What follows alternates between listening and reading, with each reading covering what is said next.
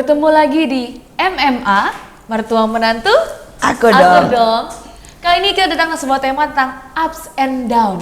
Hidup selalu up and down. Nah, walaupun ujungnya harus terus naik sampai kepada puncak.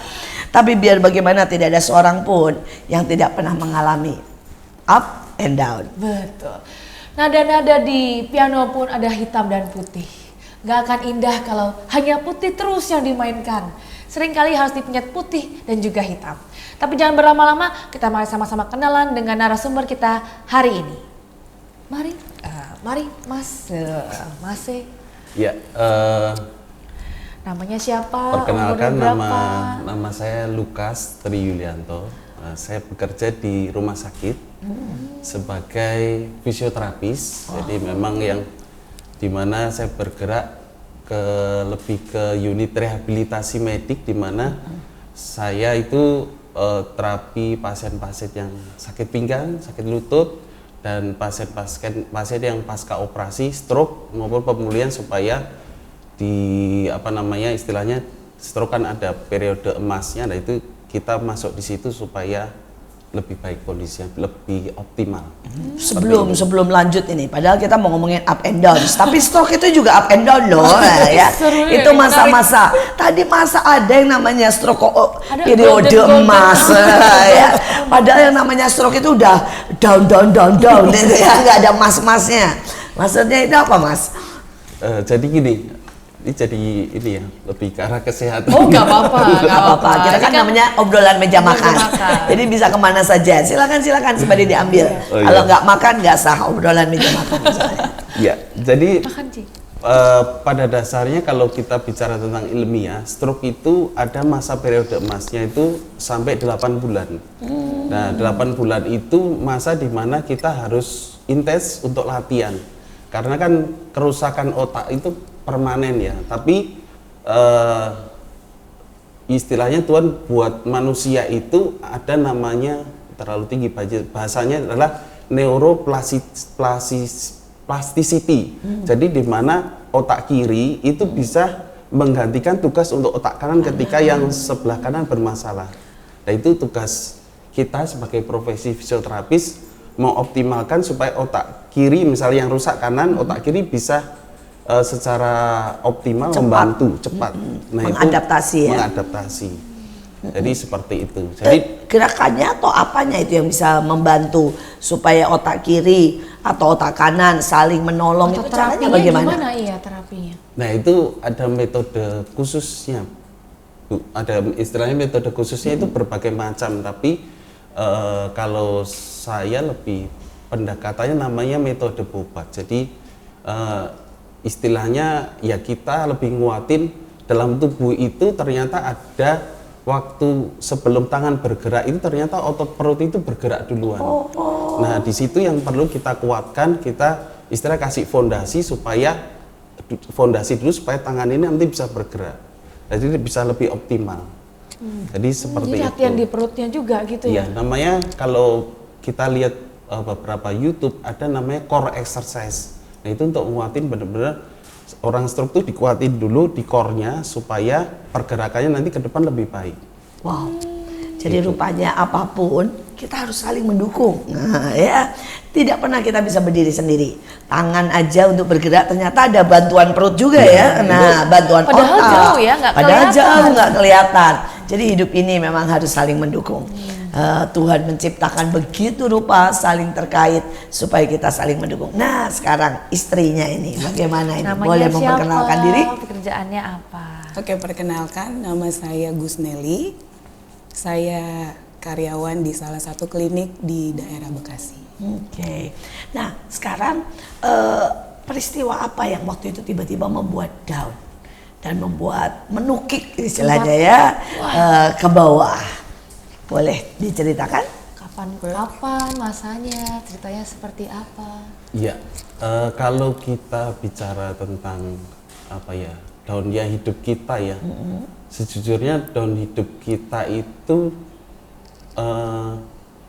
ada beberapa sih, ada 2 peristiwa yang menurut kita itu down. Yang pertama, waktu kita masih punya anak ya, anak masih umur apa namanya, umur sekitar 0 sampai 3 bulan. Itu kebetulan rumah kita itu ada di Bekasi, yaitu Babelan itu Kebalen, itu cukup jauh. Kerja saya itu di Jakarta Pusat. Wow, jauh itu.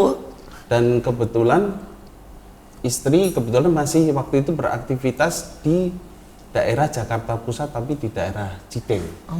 Jadi memang seminggu 3 kali ke sana. Jadi kita itu kan namanya apa namanya, istilah bekerja itu kan kita tiap hari ya. Nah, kita itu seringkali dari Babelan ke kerjaan Jakarta itu mau nggak mau kita kan nggak punya pembantu, kita itu bawa sendiri. Jadi anak kita itu dari 0 sampai 3 bulan itu memang kita bawa di jalan. Di jalan.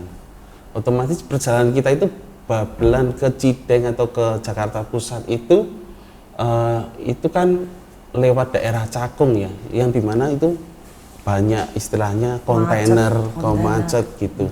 Naik mobil tapi waktu itu? Motor malahan. Nah itu yang istilah perjalanan hidup kita yang waktu itu di down. Nah sempat suatu saat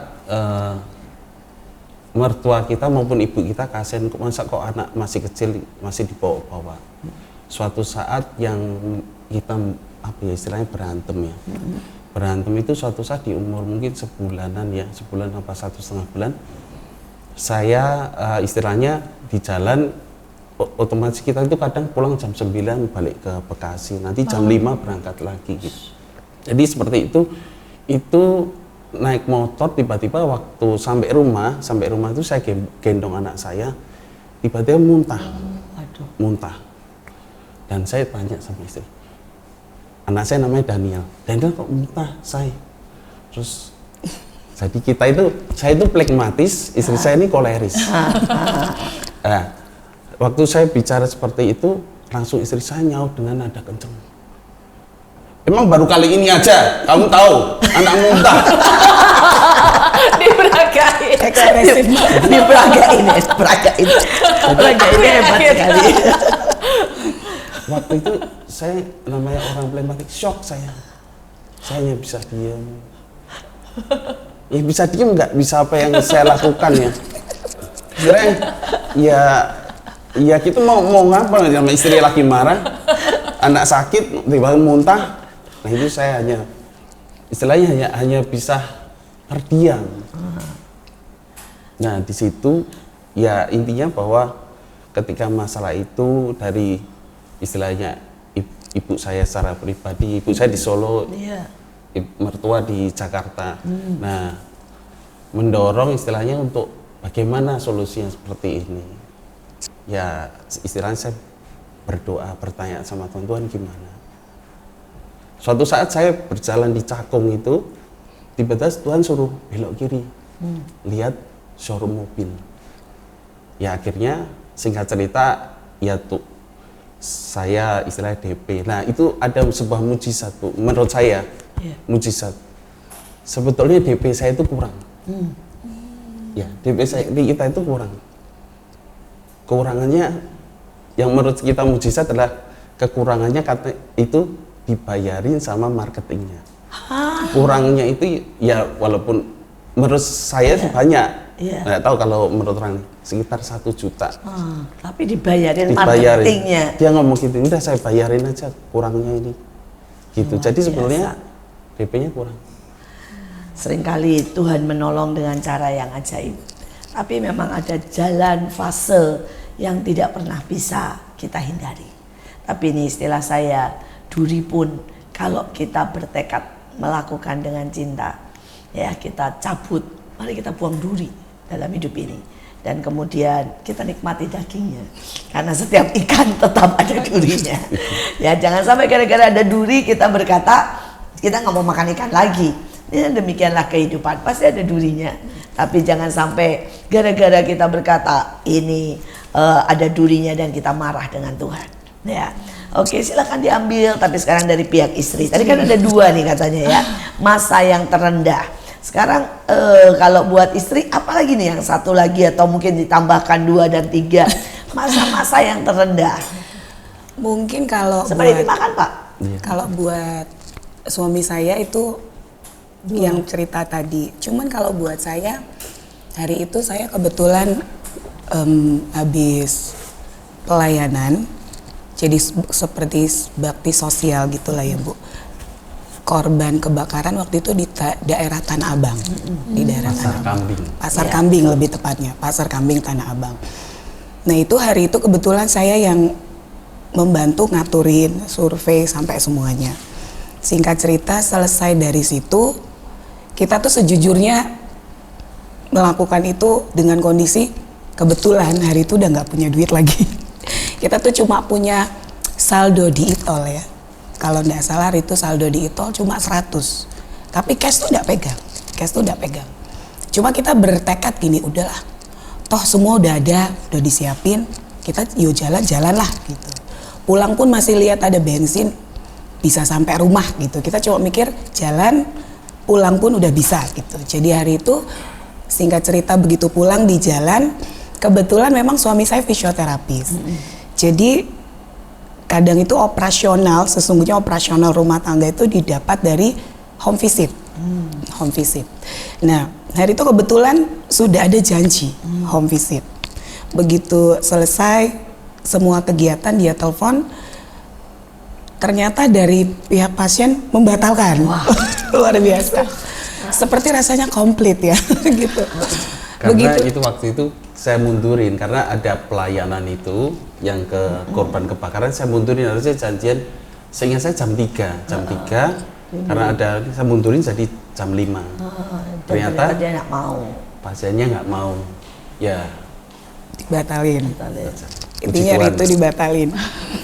Nah singkat cerita setelah dibatalin, hari itu entah kenapa saya tuh memutuskan untuk tertawa Bu. Hari itu saya bilang, loh Pih, ini pasti nggak akan dilewatin lagi loh yang kayak begini. Betul. Jadi kita ketawain aja. Waktu kita bisa ketawain masalah, belum tentu bisa terulang lagi ngelewatin yang ngeri-ngeri sedap seperti ini. Seperti itu. Hari itu saya cuman ketawa dan ya sudah. Cuman begitu sampai rumah, anak masih butuh susu. Yang paling sejujurnya secara daging, waktu dia minta minum susu. Minum teh manis aja dulu ya. Saya tawarin minum teh manis. Teh manis enak loh. Memang hari itu ya karena susu saya belum kasih teh manis toh. Hari itu saya kasihnya teh manis, saya bilang ini enak banget gitu. Terus susu coba dulu. Saya paksa coba dulu. Begitu dia coba, singkat cerita ada 2 minggu kami tidak bisa provide sebagai orang tua kebutuhan yang harusnya kita kasih sebagai selama kewajiban. 2 minggu dia minum teh manis. Gitu. Dan puji Tuhan sampai hari ini ya sehat-sehat aja dan aktif sangat. Bu Keisha tahu itu ya. Gitu. Cuman hari itu sebuah pelajaran yang saya ambil lewat setiap yang harus saya lewati. Saya sampai ajarin anak saya. Hari ini abang cuma bisa minum teh manis. Kalau kamu mau minum susu, kamu doa. Jadi kadang itu kesulitan membuat kita sebagai orang tua bisa ngajarin anak untuk kalaupun kamu ngelewatin yang sakit tetap masih ada pengharapan. Hari itu saya bilang coba doa kalau mau minum susu sampai keterusan, bahasa saya keterusan. Kalau mau ada apa-apa gitu mereka minta, mau ini, oh ya doa dulu ya doa dulu ya gitu. Luar biasa ya, tiba-tiba tertanam sesuatu yang sangat berharga. Betul. Karena sampai kapanpun itu akan menjadi senjata. Jangan pernah merasa bersalah pada waktu melewati masa-masa seperti itu ya. Kadang-kadang kita orang tua merasa bersalah kalau anak-anak kita menderita atau kita tidak bisa memberikan apa yang seharusnya mereka nikmati. Tapi saya sendiri orang yang mengalami cukup banyak.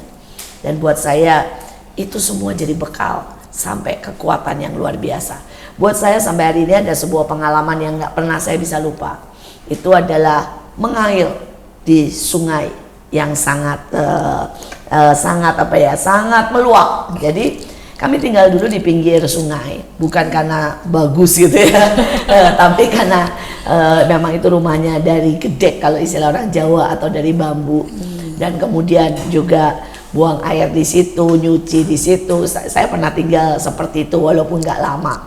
Nah terus setiap kali hujan ada dua hal yang kita harus benar-benar berdoa supaya jangan banjir ya dan jangan bocor ya, karena pilihannya dua. Ya. Kalau nggak bocor di rumah semuanya basah, banjir. Nah tetapi ayah saya itu dan ibu saya itu memang ajaib sih, selalu bilang begini, kenapa kamu tidak minta hujan itu menjadi sesuatu yang luar biasa. Tuhan bisa pakai sungai, hujan untuk mengirim berkat. Dan kami dengan polosnya, itu saya masih sekitar umur 5 tahun, dengan polosnya berkata, Tuhan jadiin ini sungai berkat, Tuhan pokoknya kirimin segala sesuatu. Dan itu ajaib. Kami hari-hari itu nggak bisa makan ayam ya, ayam goreng itu terlalu tinggi gitu ya. Tapi begitu hujan, itu ayam kenter, istilah orang Jawa. Ya, ayamnya hanyut dan kita mengail. Ya, dan itu pengalaman yang sampai hari ini saya berkata, Tuhan, saya kalau bayangin sungai dari Tuhan mengalir, ya itulah arus keras dan ayam. Ya, dan kami ambil ayamnya, kami potong, tiba-tiba kami bisa makan ayam. Ya, kadang-kadang yang itu mungkin ada jebol apa itu ikan atau apa ya, ikan itu banyak sekali. Yang biasanya nggak pernah begitu ya, kita tinggal ambil, kita berhari-hari bisa goreng ayam. Tapi ada satu lagi yang paling ajaib. Hari itu saya berdoa minta sepeda dan ada sepeda hanyut. Kan kita nggak bisa kembaliin ya, kan kita nggak tahu itu sepeda punya siapa ya. Dan ada sepeda hanyut dan kami sekali lagi mengail dari sungai itu. Dan sampai hari ini saya selalu berkata, Tuhan bisa kirim berkat dari manapun. Jadi masa down tidak berarti selalu harus penderitaan. Tapi itu justru adalah fondasi iman, fondasi kehidupan, istilah saya. Luar biasa. Ada lagi pengalaman dari Bapak Ibu yang berkata bahwa ya saya cukup banyak mengalami masa-masa yang tidak enak ya. Tapi Bapak Ibu bisa berkata bahwa toh itu membawa kami lebih kuat. Mungkin nggak selalu harus dalam ekonomi ya, bisa jadi dalam cinta. Pernah berantem besar nggak sih gitu ya, tapi habis itu kan, ini ya. balik gitu ya, justru makin deket gitu ya.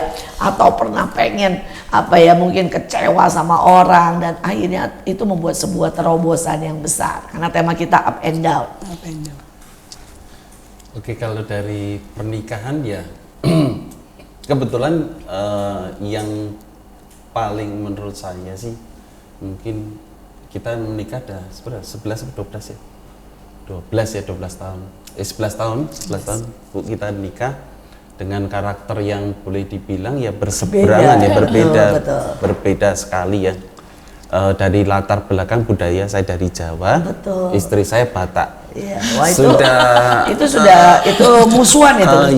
Secara kultur ya, secara kultur. Bahkan secara kultur keluarga besar aja bentrok. Jadi saya dari keluarga yang planner, istri saya keluarga spontanitas. Wah itu luar biasa itu. Jadi cukup banyak menggores ya. Mesti waktu dari masa kalau itu sudah saya sendiri lalui dari pacaran udah istilahnya habisnya karakter saya. Hancurnya hati ini ya. Tapi bangkitnya lagi semangat dan cinta. Yang perlu diceritakan. Perlu yang diceritakan adalah bagaimana melewati hancurnya hati ini. Terus bagaimana bisa bangkit, kan temanya up and down. Nanti mungkin Kesia juga bisa cerita nih. Titik terhancur kapan ya dengan Joshua gitu ya. Nah, istilahnya gini, waktu itu mungkin satu tahun yang lalu mungkin ya. Itu kan saya mungkin plekmatis jadi cenderung apa ya, dipendam ya. Saya kumpulin dulu. Aduh penderitaan jangan dikumpulin. Apalagi sakit hati, tolong. Dendam jangan dikumpulin, mari dihapus. Jadi karena terus kan, saya kan plekmatis, melankolis. Saya pernah di waktu titik terendah itu apa ya, untuk di sebuah pernikahan kita. Jadi problemnya adalah mungkin love language ya, apa ya, bahasa kasih saya mungkin permintaan kepada istri pelayanan dan itu tidak didapatkan. Istri saya kan suka masak ya, orang lain tuh sering dimasakan. Maaf nih, saya buka di sini. Suaminya jarang gitu ya, wah. Suka dimasakin apa ya, orang lain dimasakin gitu tiap kali pulang ke rumah. Dulu ya Bu ya, dulu. Sering kali nggak ada masakan dan orang lain kayak dimasak, orang lain menceritakan bahwa Betapa enaknya. betapa enak. Tapi di rumah kok Nggak ada dikasih makan yang orang lain bilangnya enak gitu. Nah itu. Jadi kalau masakin orang lain yang enak, Anda tidak dikasih, tidak disisain itu sedikit. Iya, pada akhirnya saya bilang, Waduh, ini rada kebangetan ini ya. Wow. nah, karena waktu itu saya saking melonya, saya kan pulang kerja. Waktu ini bukan untuk dicontoh, Mungkin karena saya melo, saya tahu itu salah, tapi saya itu apa-apa itu juga kita itu apa-apa berdoa sama Tuhan, cerita apa-apa kan. Kadang cerita sama orang lain, kadang bisa kemana-mana. Tapi kalau sama Tuhan terbaik. Tapi hari ini ceritanya kesebar ke seluruh Indonesia, seluruh dunia malah. Supaya jadi berkat. Iya. Waktu pulang kerja hujan, saya memutuskan gini. Udah saya nggak mau pakai jas hujan. Saya istilahnya saking saya kumpulin dulu, memang tidak baik kan Bu ya. Ben sakit gitu ya. Dia disayang istri ya. Bukan juga sih Bu, saya hanya merasakan aduh keselnya gitu, ya udahlah saya hujan-hujanan. Saya kan tahu karakternya istri saya luar biasa.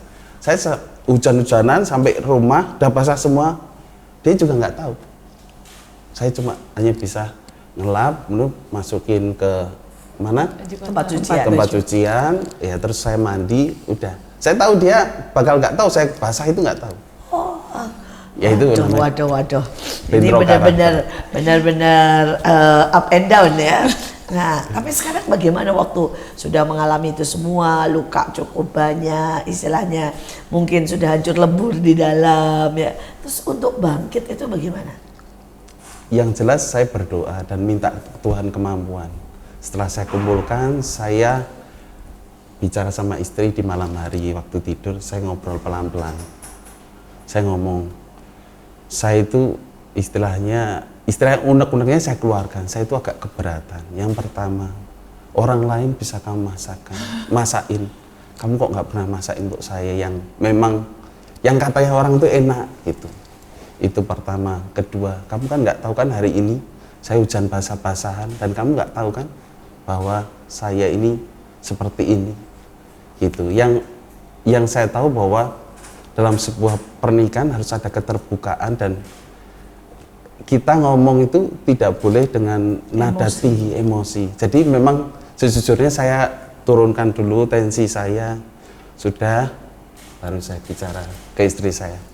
Saya tahu istri saya orang luar biasa.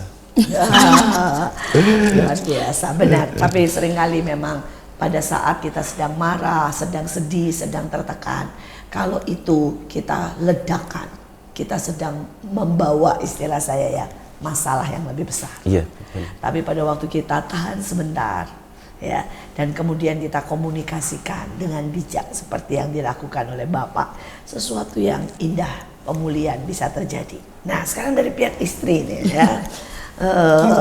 Bagaimana nih secara emosi? Ayo Pak, dimakan Pak, ambil Pak, silakan. Dari tadi cuma ngangguk Pak, nggak diambil.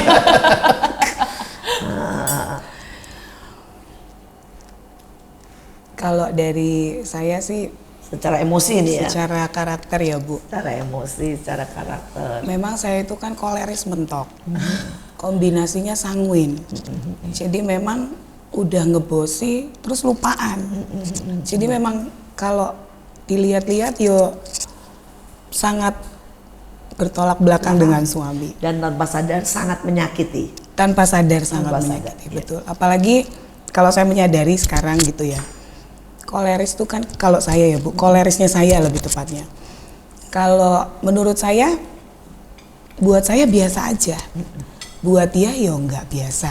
Betul. Seperti yang tadi dia cerita, sejujurnya kalau dia basah-basah ke rumah ya saya biasa aja, basah ya ganti gitu. Kalau dia kan basah ya diperhatiin gitu. Iya, pengennya tuh bro, aduh ya kok basah banget ya, gitu loh ya. Karena memang saya pribadi juga seperti itu ya, kalau basah ya udah gitu. Paling misalnya basah sampai rumah manggil anak tolong ambilin handuk, udah biasa gitu. Mungkin lebih tepatnya tidak terlalu bisa memanjakan atau romantis ya. Iya, ekspresif gitu orangnya, kurang ekspresif lah bisa dibilang. Ya, jadi Tapi pernah nggak Kak, ya kan kadang kalau Kolaris ini kan kesel banget ya kalau suaminya lelet gitu ya, atau terus kemudian apa-apa pakai perasaan, terus kemudian kalaupun disuruh apapun mikirnya panjang ya. Nah, buat kita yang sesama koleris kan biasanya pengennya udah cepet aja lah ambil keputusan jalan gitu ya. Nah, terus menyebabkan sebuah ledakan keletihan di dalam jiwa, pernah nggak? sebenarnya mungkin kisah yang tadi itu udah menjadi sebuah ledakan dalam kekolerisan dalam tanda kutip dari diri saya gitu loh Bu. Saya tuh kan sejujurnya kecenderungannya berpikir besar. Jadi kalau ngomong memang bukan ngomong besar, ya ngomong besar lah ya istilahnya. Jadi kayak misalnya kalau kita bikin awal tahun, pergantian tahun kita bikin planning. Memang selalu kalau saya ngomong kita bikin pendapatan tahun depan sekian. Jangan gede-gede. Kamu yakin gitu. Jadi selalu kepentoknya gitu. Ya udah turunin dikit. Kamu yakin? Jadi seolah-olah kalau saya bikin sesuatu ide, gagasan yang agak mustahil buat dia atau kurang tangible gitulah ya. Seringkali dia mematahkan, modelnya seperti itu. Cuman kalau itu dulu, sekarang saya melihatnya oh ini pasangan yang istilahnya melengkapi, maksudnya dia gini kadang. Kalau kamu tahu itu besar, kamu breakdown. Model saya kan koleris tapi kurang bisa membreakdown. Jadi saya cuma bisa, mungkin istilahnya strength-nya saya hanya bisa yang besar. Posisimu yang ngerjain yang kecil-kecil. Harapan saya seperti itu. Cuma mungkin yo saya wis sono kerjaan, kamu nambahi kerjaan lagi gitu, modelnya seperti itu. Kadang bentrokan-bentrokan seperti itu yang membuat saya jujur, saya letih. Karena saya punya ekspektasi harusnya nggak segini. Harusnya bisa lebih seperti itu. Tapi ya udahlah, kita ngeflow aja karena dia ngikut alurnya, maunya alon-alon saja gitu istilah katanya. Kenapa tidak? Misalnya kamu lakukan dengan gayamu dan dia lakukan dengan gayanya, dan kemudian ya kita lihat karena gini, banyak hal orang itu memaksakan penyatuan yang memang tidak bisa. Kayak minyak dengan air, itu kan tidak bisa disatukan. Tetapi di dalam sebuah makanan tetap harus ada minyak dan air. Seringkali harus digrengseng dulu. Kalau masak sup atau masaknya tidak ada minyak, nggak enak. Tapi kalau cuma minyak tok, nggak ada air, nggak bisa. Nah, itulah hidup menurut saya. Saya dan suami saya juga sama. Kalau suami saya itu apapun dihitung, apapun pakai logik, saya apapun pakai iman. Ya. Tetapi karena kami dari awal sudah berkata bahwa kami masing-masing, tapi kami satukan dalam sebuah, misalnya begini, soal uang, kita cuma bagi begini. Saya urusan soal harian, sekolah anak-anak, misalnya ya, gaji pembantu, listrik, dia soal nyicil rumah. Nah, jadi kita tetap gabung, tapi mengerjakan dengan cara masing-masing. Dulu saya pikir, nah ini karena saya juga nggak terlalu ngitung ya, bahwa dia yang gede-gede, saya yang kecil-kecil. Sekarang saya tahu dia nggak keluar apa-apa karena nggak beli rumah lagi. Saya keluar terus setiap bulan. Ya nggak apa-apa lah. Saya sudah terlanjur tanda tangan, ya, dan nggak bisa dirubah. Tapi istilah saya, ya inilah sebuah persatuan yang kadang-kadang kita harus sepakatin, ya. Dan itu untuk menghadapi up and down. Bagaimana dengan Kesia? Mungkin pernah ada pengalaman nih, cerita nih. Sebelum kita lanjut, kita saksikan dulu pariwara berikut ini ya. Jangan lupa atau stay tune di MMA Mertua Menantu. Aku dong.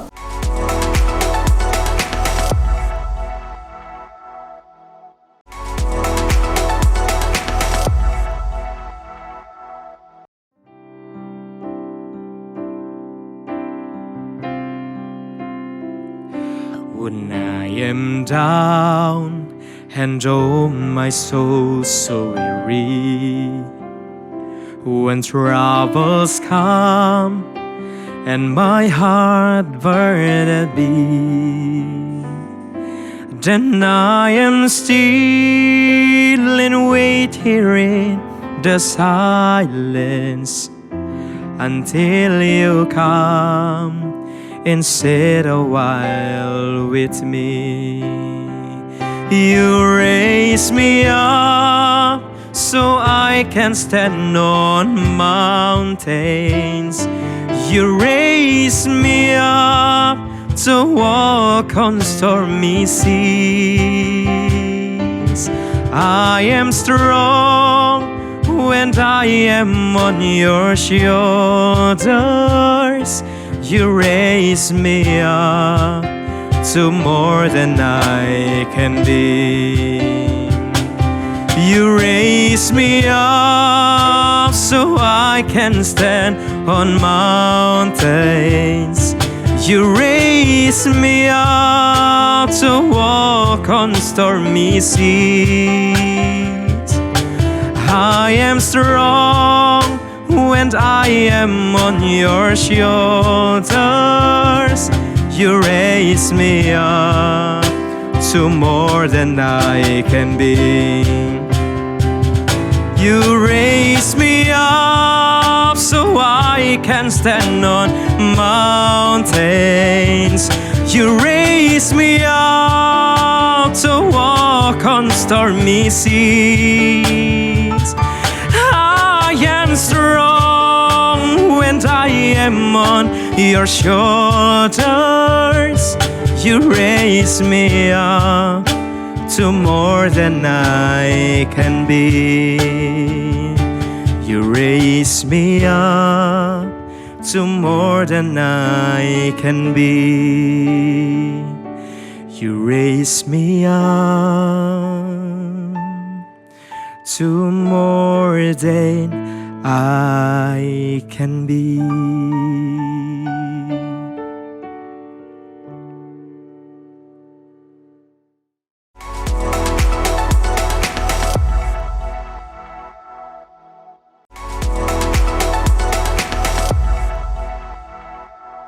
MMA, mertua menantu, Aku dong. Sekarang langsung lanjut ke saya ya. Tadi terakhir Iya, bagiannya iya. ke saya Iya, soalnya. iya, iya.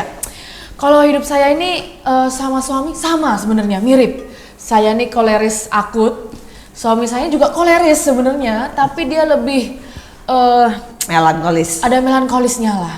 Saya tuh ingat ya dulu awal-awal dia dengan ceritanya jadi agak nostalgia dikit lah. Sama masalah. Saya ingat dulu tuh cuma soal masalah ngasih makan dia. Buat saya gini, kalau kamu lapar, kamu masa nggak punya kemampuan untuk mencari makanan di mana gitu? Itu pemikiran saya, karena saya ini suka makan. Sedangkan dia gini, kalau dia lagi capek, dia maunya dikasih makanan yang enak, dilayani. Nggak tahu, mungkin mirip nih ya, mungkin mirip lah sama Mas Lukas nih mirip. Jadi dulu setiap kali saya siapin makanan dan dia nggak suka, contoh nih ada bubur atau ada makanan, ada empingnya satu, dia bisa nggak mau makan. Nah itu aku kesel. Dulu waktu zaman-zaman pacaran awal-awal tuh saya kesel lah, karena kenapa sih tinggal Apa diangkat. susahnya diangkat ya empingnya ya? Ini kan emping tidak mengkontaminasi nasi gitu. Nah, angkatlah empingnya, buang nih, kasih ke saya gitu. Itu dia udah nggak mood, nggak mau makan. Aku lagi rewel, tapi yang jujur juga dia ya, lucu ya. Aku lagi rewel, aku nggak mau makan gitu. Nanti aku mikir kan, kalau dulu aku langsung marah, langsung kayak, emangnya kenapa sih nggak mau makan? Nanti kalau nggak makan sakit, repot, gue bilang gitu. Nanti kalau emah repot, nanti kamu tiduran terus di kasur, gue bilang gitu. Cuma lama-lama ngerti juga, oh iya benar, ternyata suamiku tuh kalau ada masa-masa rewel, ada masa-masa nggak masalah, mau makanan dingin, di microwave kepanasan, gosong, nggak masalah. Tapi ada hari-hari memang Rewel. Baru kejadian kemarin tuh. Oh, rewel lagi ya? Rewel. Mau makan, aku lapar, disiapin makanan sama ada yang bantu nyiapin makanan. Keluar, gak enak, aku lagi rewel gitu. Nah itu ternyata dulu aku biarin, oh ya udah nggak mau makan, aku makan sendiri gitu dulu. Cuma lama-lama ngobrol gitu, aku nanya, kamu tuh sebenarnya kalau lagi rewel maunya diapain sih? Ya ya dibujuk lah katanya gitu. Oh, saya baru tahu. Nah, Itu aku baru tahu, cuma ya karena ya mungkin itulah obrolan malam hari ya, deep talk. Akhirnya aku coba ngobrol gitu ya, coba nanya, sebenarnya kalau kamu tuh rewel, ini kan kamu lagi nggak rewel nih ya, aku bilang gitu. Kamu maunya diapain sih kalau makan? Ya dibujuk lah katanya gitu. Oh, nah kemarin aku ingat, wah ini kayaknya lagi rewel nih. Itu udah mau kesel kayak, itu makanan enak kok, cuma nggak selera lah, dia nggak selera. Tawarin, ada ini, tinggal diangetin 1 menit, aku bilang gitu. Ada ini, tinggal diangetin, gampang. Gak mau males gitu, gak mau makan. Cuma akhirnya ya dibujuk-bujuk, nanti sakit loh, acara banyak loh. Ayo makan yuk, bentar yuk, kamu mandi dulu, keluar mandi, udah jadi makanannya. Baru dia mau. Kalau dulu bisa berantem seminggu itu. Cuma karena ya itu, emping aja. Ada timun, gak mau, itu timun sudah mengkontaminasi nasiku gitu. Kan timunnya di pinggir, padahal kan tinggal dibuang set gitu. Nah buat aku yang pecinta makanan nih, seringkali gak make sense gitu. Cuma kan tadi waktu dengar ceritanya Mas Lukas nih, wah ya mirip sih. Makanya perlu ngobrol memang. Perlu tanya. ada banyak hal. Sebenarnya perbedaan sekali lagi tidak boleh mengoyakkan kita, tapi perbedaan harus memperkaya kita. Makin hari pada waktu kita terlatih nih ya dengan suami yang pragmatis, dengan istri yang koleris atau sebaliknya dengan melankolis, kita akan menghadapi orang, kita akan menghadapi mungkin pelanggan, mungkin pasien dengan menjadi semakin hebat, dan kita akan makin naik dan tidak perlu down. Nah, sekarang kita membahas soal up and down. Sekarang pada waktu down ya, misalnya hubungan dengan mertua, hubungan dengan istri ya, dengan terus ekonomi, selain berdoa, selain tadi bilang bahwa mungkin kita tetap melayani atau tertawa tadi ya, apa yang biasanya Mas Lukas buat? Ya sebetulnya kalau saya selain berdoa, belajar introspeksi diri, belajar mengevaluasi diri, apa sih sebetulnya yang salah? Apakah pengaturan ekonomi, apakah misalnya dalam ekonomi, apakah kita berdua ini sudah terlalu boros atau tidak? Apakah ya semua itu kita perbaiki? Makin hari memang dalam masalah ekonomi juga kita menghadapinya lebih, memang betul dibilang Ibu, makin lama kita itu punya apa ya, kita punya ketahanan dan kekuatan untuk ketika ngadapin kayak kemarin pernah kita ngadapin sesuatu ya, masalah ekonomi. Ya, boleh cerita sedikit kesaksian. Istilahnya sejujurnya kita itu gaji di rumah sakit itu nggak banyak. Gaji di rumah sakit itu tidak banyak, dan kebetulan sekarang kan karena anugerah Tuhan udah mobil udah lunas ya. Akhirnya ya kembali yang tadi dibilang istri koleris. Kita cari rumah yang dekat sekolah anak. Nah kebetulan istri langsung ngajak nih ke sekolah anak. Nah itu harganya lumayan Bu, lumayan sebetulnya kalau bagi saya, aduh gimana, tapi karena imannya dia saya ngikut juga. Akhirnya pada singkatnya kebeli ya, otomatis itu istilahnya kita ngatur ekonomi lagi. Nah kebetulan saya kan hanya dari istilahnya dari home visit, datang rumah ke rumah gitu. Nah kebetulan waktu itu saya puji Tuhan dapat apa istilahnya pasien yang lumayan dan dia mintanya tiap hari. Otomatis saya kan karena pengalaman yang kemarin-kemarin saya harus bisa mengatur uang, kalau lebih langsung saya tabung. Nah suatu saat kemarin waktu lebaran mobil kita dipinjam sama temannya adik, puji Tuhan overheat di tol. Langsung habis saya. Tidak hanya habis sayanya Bu, tabungan juga habis karena harus ganti. Iya.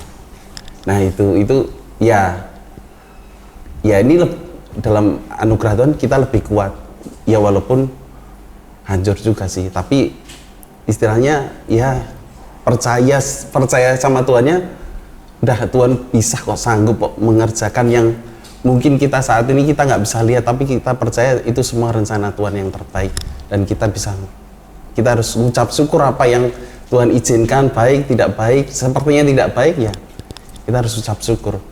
Ya puji Tuhan sudah selesai. Yang penting kita lewati dan mengatur lagi ekonomi kita. Kalau saya itu seringkali berkata begini, setiap kali masalah atau tantangan itu seperti latihan barbel atau latihan fitness ya. Kalau itu tidak ada, nanti iman kita melemah. Kalau itu tidak ada, ya kasih kita juga melemah. Ya maksudnya itu masalah itu bisa datang dalam bentuk keluarga atau bisa dalam bentuk kasih, dalam bentuk keuangan ya. Tapi buat saya ya itu untuk membuat kita tetap sehat. Iya. Ada sesuatu yang lucu ya, bahwa ternyata tawon ya atau binatang yang itu dia harus mengepakkan sayapnya, bayangin per menit itu 50 kali. 50 kali begini nih kalau mau terbang, bayangin ya 1 menit loh, coba aja kita 1 menit 50 kali, pegel loh ya.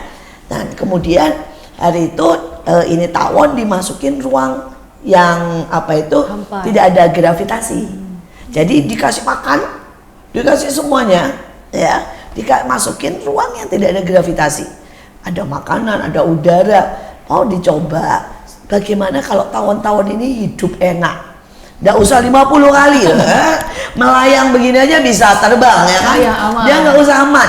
Tapi mau nempel di atas, nempel di mana, diem nggak apa-apa wong dia nggak jatuh karena tidak ada gravitasi. Anehnya dalam seminggu mati semua. Padahal dia makan, ya minum. Ternyata pada waktu diselidiki, apa yang membuat dia begini itu membuat saluran semuanya di dalam tubuhnya, sel-selnya semua bekerja dengan baik. Tetapi pada waktu dia tidak mengepak 50 kali, ya semua makanan menumpuk jadi racun di dalam tubuhnya. Sedangkan kalau dia mengepak, makan banyak pun itu berubah jadi madu, berubah menjadi sesuatu yang sangat menyehatkan. Nah, jadi saya selalu berkata begini, ya mungkin kita selalu pengen supaya diangkat itu istilahnya ya, tugas mengepak ya. Mungkin ya kita sehari harus 50 kali mengepak ya, mungkin ya. Artinya mengampuni, mengasihi, kemudian kerja, kemudian beriman, kemudian tetap ya, misalnya ngurus anak, mungkin kita pengen sekali. Tapi siapa tahu kalau diangkat mati kita. yang pasti kalau makan kebanyakan, kurang kerja kan jadi kolesterol ya. Terus makan kebanyakan ya kitanya tidak ada tugas, tidak ada apapun. Seringkali itu tidak baik. Saya juga punya seorang teman ya, dia gemuk mungkin lebih gede 1,5-nya dari saya, dan dia makan sangat banyak tapi dia sangat sehat. Kolesterol apapun semua sangat sehat. Nah, ternyata dia punya begitu banyak pekerjaan. Ya, dia punya toko. Jadi dia walaupun dia memang suka makan ya, tapi dia gotong banyak barang, berdiri, kemudian turun naik karena gudangnya di bawah, tokonya di atas, pokoknya kerja terus. Nah, satu hari anaknya itu kasihan sama dia dan dia bilang, "Sudahlah Papa sudah usia, jangan ngangkut barang lagi, nggak usah jualan di toko." Dan di toko dia tuh nggak ada AC karena kayak grosir begitu ya. Udahlah Papa gemuk begitu, kalau keringetan sampai basah kuyup. Udahlah sekarang nggak usah, saya kasih beberapa pembantu dan itu tempat tokonya dikasihin AC. Dalam 1 minggu cumaan kena kolesterol tinggi sampai hampir stroke. Walaupun untung tidak parah ya, cuma gejala stroke ringan ya. Dan papanya langsung bilang, angkat itu AC katanya ya, keluarkan itu pembantu karena saya mau tetap makan enak, tetapi biarkan saya tetap kerja. Ya, jadi kadang-kadang ya di tengah berkat yang banyak, Tuhan perlu tiba-tiba kasih sedikit masalah supaya kita tetap sehat dalam segala hal. Nah, ya. Kita teruskan sebuah pertanyaan ya, bagaimana tip dan trik buat banyak yang di rumah ya untuk menghadapi tekanan yang luar biasa. Mungkin dari istri dulu ya, bayangin menghadapi anak masih bayi, harus setiap hari 5 jam di jalan ya, ke ekonomi sangat itu perbedaan pendapat, Itu kan numpuk tuh ya jadi satu ya. Keluarga besar juga ini. Keluarga besar marah karena memperlakukan anak seperti itu. Nah ini bagaimana nih menghadapi itu? Mungkin karena saya sanguin ya Bu, jadi nggak terlalu banyak dipikirin, jadi lebih ke yo dijalani saja. Kalau mungkin melankolis kan semuanya kayak jadi overthinking. Sejujurnya kalau saya pribadi hari itu saya memilih ya udah dikeluhkan tidak berkurang, hanya bisa dinikmati dan disyukuri. Dan saya pribadi menyaksikan kondisinya mungkin nggak berubah, tapi waktu kita belajar misalnya yang di depan mata ini hanya seperti ini, faktanya ya saya ngikutin dengan ucapan syukur. Ternyata begitu kita melewati dengan ucapan syukur, kondisinya tidak berubah, tetapi seperti ada sebuah kekuatan untuk melewati. Luar biasa. Iya. Kalau Pak Lukas? Apa ya? Ya kalau menghadapi ya, yang penting itu kita itu tenang kali Ibu ya. Hadapi itu ada apa-apa itu belajar untuk tenang. Tenang istilahnya ya tenang berdoa, tenang supaya kita bisa berpikir, supaya kalau kita memikirkan masalah itu kan nggak akan jadi habis kan. Kita mikir masalah nggak mungkin jadi selesai, mikir terus gitu. Itu ya pada akhirnya kita fokus sama solusi bagaimana gitu, jalan keluarnya. Ya, memang setiap kondisi pada waktu di bawah. Kalau saya punya tips yang lain ya, berbeda mungkin nanti Kesia punya cara yang berbeda. Saya dalam hidup saya punya titik-titik di bawah, daun yang paling bawah. Salah satunya pada waktu itu mengenai utang 5M. Sekolah harus berjalan ya, dan kemudian dihentikan semua kegiatan karena mereka berkata 5M nggak dibayar kok minta terus bangun. Nah masalahnya anak-anak sekolah sudah ada, tapi hari itu Kesia masih mengalami mungkin atau tidak, saya tidak tahu. WC belum ada, AC belum ada, jendela belum ada, pintu belum ada, jalanan becek kalau hujan, tapi sekolah sudah jalan. Jadi saya di demo sama orang-orang tua murid ya. Bayangin kalau mau ke WC nggak ada WC, tapi sekolah sudah berjalan. Cuma saya tuh selalu punya prinsip begini, di titik terendah itu waktunya melejit ke atas. Sama seperti bola. Kalau bola kita kelempar ke atas, itu nggak akan terlalu tinggi. Tapi pada waktu bola itu dibanting ke bawah ya, dia pasti melejit lebih di atas. Dan karena itu saya selalu berkata gini, pada waktu saya di titik paling bawah, itu waktunya saya menunjukkan siapa saya. Itu waktunya saya akan bersyukur, menari buat Tuhan. Saya akan melobi semua orang. Pokoknya menurut saya ya, itu adalah waktu untuk menunjukkan beyond the limit. Dan itu juga waktunya menunjukkan cinta kepada suami, waktunya menunjukkan iman, itu ya, waktunya menunjukkan istilahnya mungkin kasih kita, apapun lah, ya. Dan selalu itu jadi momen-momen indah kalau saya bilang, dan itu jadi momen yang ajaib. Hari itu saya berkata sama semua orang tua murid, saya kumpulin sengaja.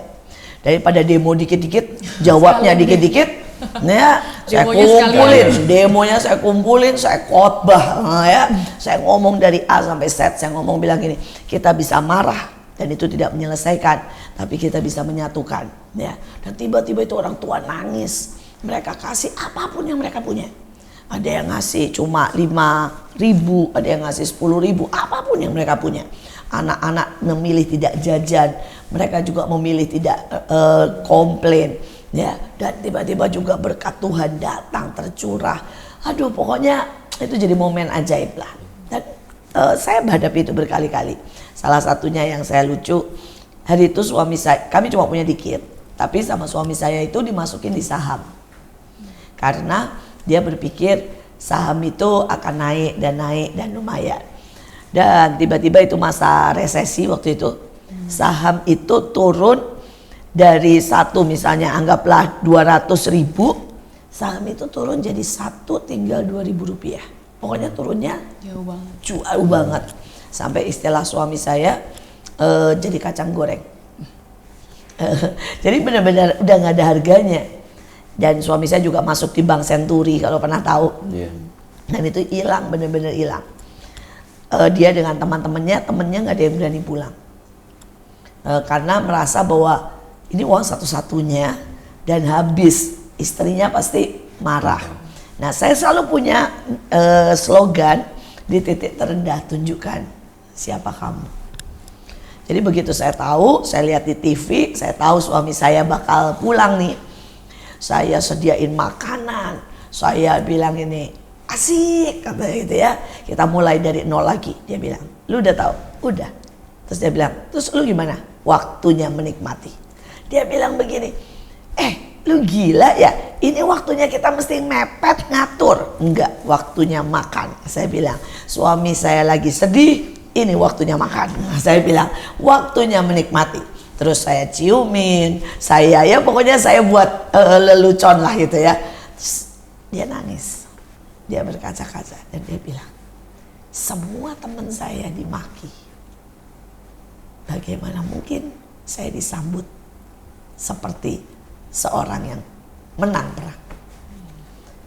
Dan biar bagaimana itu momen-momen dalam hidup saya, sehingga setiap kali suami saya selalu bilang gini, kamu itu memang aneh sih katanya, tapi itu menjadi momen-momen manis dan indah dalam hidup kami. Jadi sekali lagi, hadapi setiap saat ya, pada saat kita di bawah dengan sesuatu yang berbeda.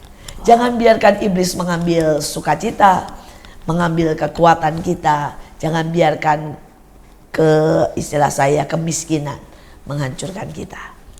Mungkin dari Kesia, momen-momen di bawah itu adalah momen kita menemukan value-value dalam kehidupan. Waktu di atas seringkali kita terlalu ramai, terlalu sibuk, terlalu banyak flashlight, terlalu banyak spotlight. Tapi waktu kita ada di bawah, itulah momen-momen terbaik yang kita bisa menemukan inti-inti dari kehidupan. Dan justru itu jauh lebih membekas dan mengukir di kehidupan. Sekali lagi, jangan pernah lewati momen itu dengan kesedihan dan kesakitan, tapi mari lewati itu dengan sukacita. Tadi saya suka banget statementnya dari Kaneli, dibilang ya kita kan nggak mungkin ngelewatin ini lagi ya, katanya gitu ya.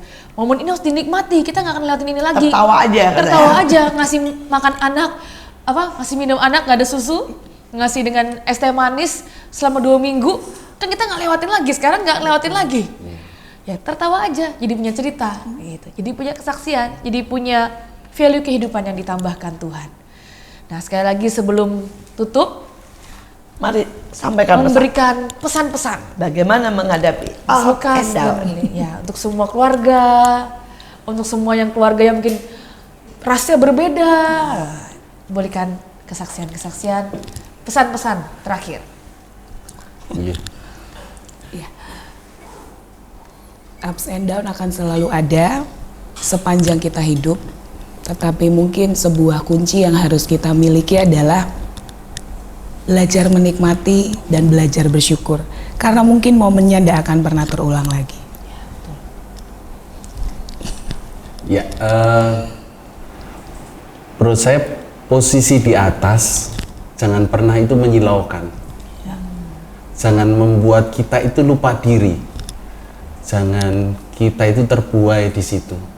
Mengucap syukurlah ketika kita di atas, mengucap syukur ketika di bawah. Karena istilahnya Tuhan itu merancangkan dalam hidup kita itu semua yang terbaik. Tuhan pengen setiap kita itu terima yang terbaik. Jadi apapun yang terjadi dalam hidup kita, musim silih berganti, selalu berikan cinta, memberikan cinta di setiap musim.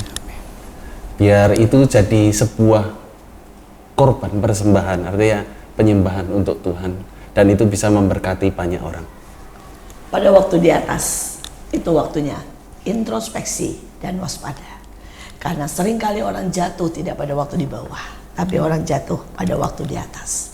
Mari siaga dan mari bersiap. Mari jangan lalai pada waktu di atas. Tapi pada waktu di bawah, mari tertawa, mari bersuka, mari berikan yang terbaik. Karena itu akan membuat engkau naik, meluncur ke atas. Sekali lagi, tetaplah ups and down, lewati semuanya, dan jadikan itu sebuah nada-nada yang indah bagi kehidupan kita. Sekali lagi tetap stay tune di MMA untuk episode selanjutnya.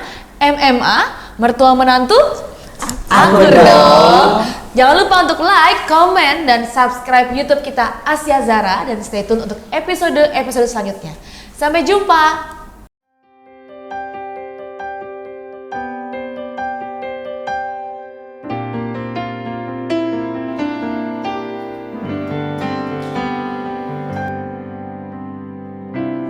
Kuatkanlah hatimu, lewati setiap persoalan. Tuhan Yesus selalu menopangmu. Jangan berhenti harap padanya. Tuhan pasti sanggup, tangannya takkan terlambat untuk mengangkatmu. Tuhan masih sanggup, percayalah, Dia tak tinggalkanmu.